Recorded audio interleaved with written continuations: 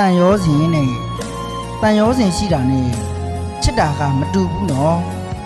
တန်ရောစဉ်ဆိုတာကချစ်တယ်ဆိုတာထက်ပိုလေးနဲ့တယ်တိဆောက်ရတယ်ကာလာလဲကြာတယ်လေတန်ရောစဉ်ဆိုတာကချစ်တယ်ဆိုတာလိုမျိုးအပြောင်းလဲမရှိဘူးချစ်တယ်ဆိုတာက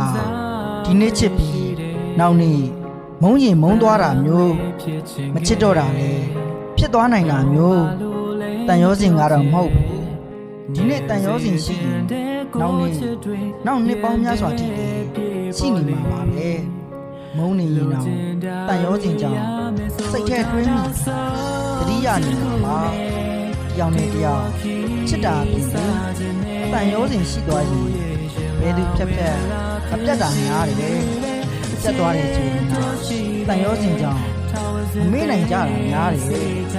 တကယ်တော့တန်ရောစဉ်ဆိုတာချစ်တယ်ဆိုတာထက်ပိုလေးနဲ့တူပိုပြီးတော့လေဖြတ်တော့ရခက်တယ်ကြိုးတကြိုးပါပဲ